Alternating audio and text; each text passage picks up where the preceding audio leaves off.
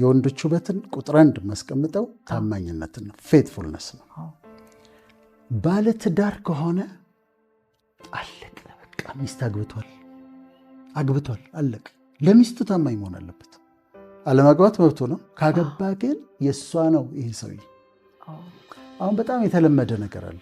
እንደውም ወንድ ልጅ ሌላ ሴት ጋር ካልሄደ ምናምን ተብሎ ይተረታል ሁሉ which is not right። ታማኝ ለትዳሩ ታማኝ፣ ለቤተሰቡ ታማኝ፣ ለልጆቹ ታማኝ መሆን አለበት። ይሄ ሚስት የምታምነው ወንድ የለም ውጭ ሄዶ እየደወለ ቼክ የማታረገው እሱ ብላ የምታምነው መሆን አለበት። እና ታማኝነት በጣም ወሳኝ ነው ብዬ እላለሁ። ሌላው ከተማ ውስጥ ስለማይ ነው የአንድ ወንድ ሊሳሳት የሚችለው የመጨረሻው ትልቁ ስህተት የሌላ ሰው ሚስትን ማማለል፣ የሌላ ሰው ሚስትን ማባለክ። ይሄ ምን ማለት መሰለሽ? ቀጥታ ከእግዚአብሔር ጋር ነው የሚያጣለው። ቀጥታ ራሱ አምላክ ነው የሚመታው።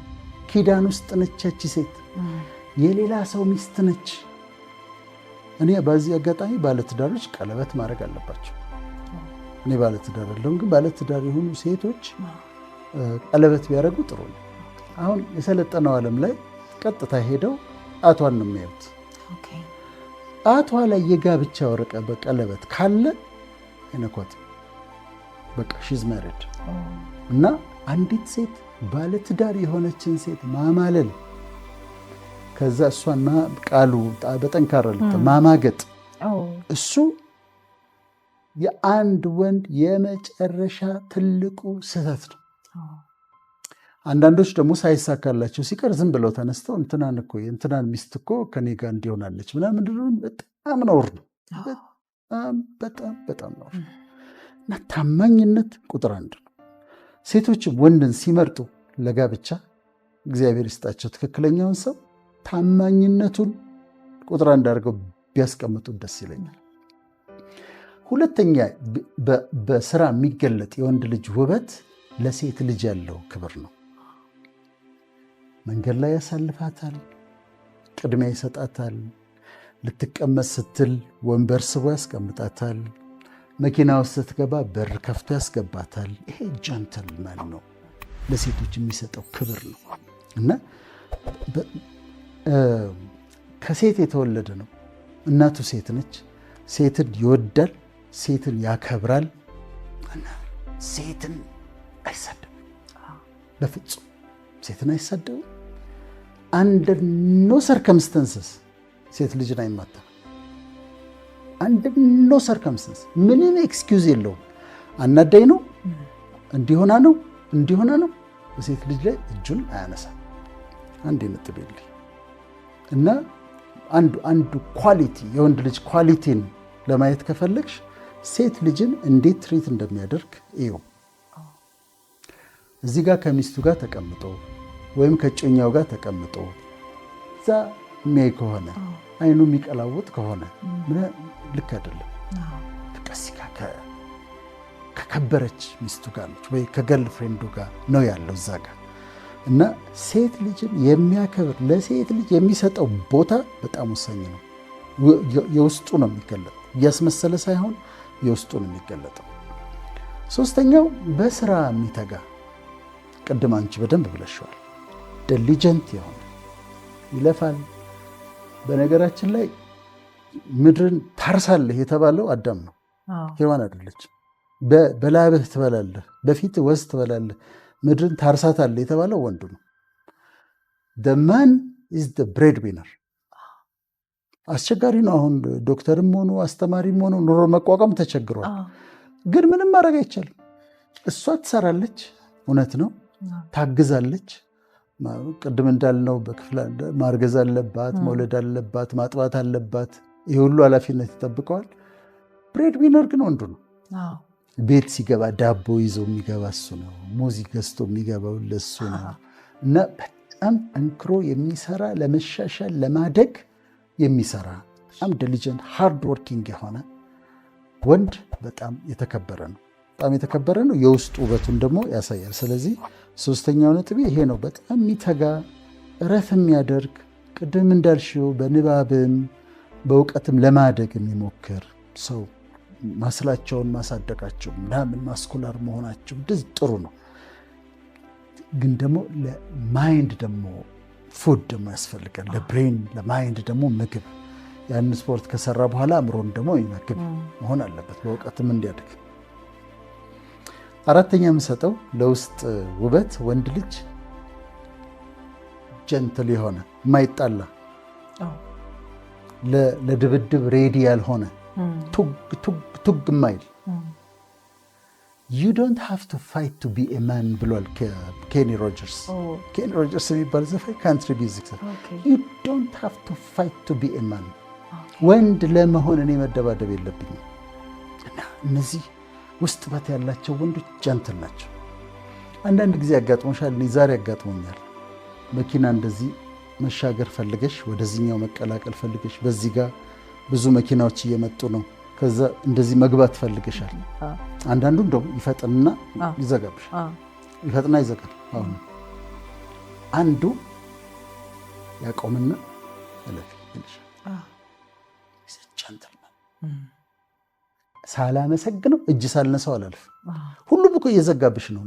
እንድትገቢ አልፈለገም። በቃ ምንም እኮ ለውጥ የለውም። እሱ ግን ቆም ያደርግና እለፍ ይላል። ጀንትልመን ጀንትል። ስለዚህ የማይሳደቡ ለመደባደብ ያልተዘጋጁ በየሜዳው እጅ አይጠቀልሉም፣ ጀንትል ናቸው። ኢትስ ኦልራይት ይላል። ጀስት ቴክ ኢት ኢዚ ይላል። ኦልራይት ዳትስ ፋይን ይስተካከላል ይላል። ምናምን ችግር ሲፈጥር ኢትስ ኦልራይት ይስተካከላል። አምስተኛ በሌላ ሰው ስኬት የማይቀና በጓደኞቹ ስኬት። አንዳንድ ሰዎች አይተሻል፣ ለጓደኛ የሆነ ነገር ሆኖለት ለሱ እንደተደረገለት ነው ሐሴት የሚያደርገው። እንዲህ ከሆነ ብሎ ይደሰታል።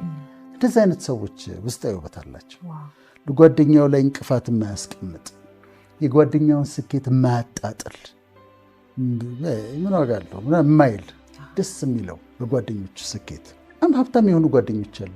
ቤታቸው ይሄዳሉ። እንዴት እንደምደሰት ልነግርሽ አልችልም። በጣም ነው ከልቤ ነው ሪጆይስ ነው የማደርገው። እንደዛ ነው መሆን ያለበት። በጓደኛሽ ስኬት በጓደኛሽ ሰክሰስ ሲሆንለት ሲሳካለት መደሰት፣ ይሄ ውስጥ ውበት ነው። ከዛ የዛ ተቃራኒ እንቅፋት ማስቀመጥ፣ ማጣጣል፣ ማስፈልግ እንደዛ ልክ አይደለም። በሌላው ሰው በጓደኞቻቸው ስኬት የሚደሰቱ ሰዎች አሉ። በተቃራኒው ደግሞ አሁን እነሱ ደግሞ የኔን አሁን ሚዲያ ላይ የምሰራው ምናምን ታድለ እንዴት እንደው ምናምን የሚሉ ደግሞ ወዳጆች አሉ። ለምንድን ነው ይደሰታሉ? በእኔ በሚሆንልኝ ነገር ደግሞ አይከፋቸውም። እንደውም ሳፖርት ያደርጋሉ። ሳፖርቱ ላይ ስድስተኛው ልከኛ የሆነ ቴምፕሬት የሆነ ባይጠጣ ጥሩ ነው፣ ከጠጣ ግን ልኩን ያውቃል። ይዝናናል ግን ልኩን ያውቃል። ሰዓቷን ሳይ አሁን አይ ሃቭ ቱ ጎ ሆም ታይም ቱ ጎ ሆም ይላል። ልኩን ያውቃል። ልከኛ የሆነ ሰው ቴምፕሬት ይባላል። እና ሲበላ ልከኛ፣ ሲጠጣ ልከኛ፣ ሲጫወት ልከኛ፣ ኳስ ምናምን የሚወድ ከሆነ ያያል፣ ግን ልከኛ ነው።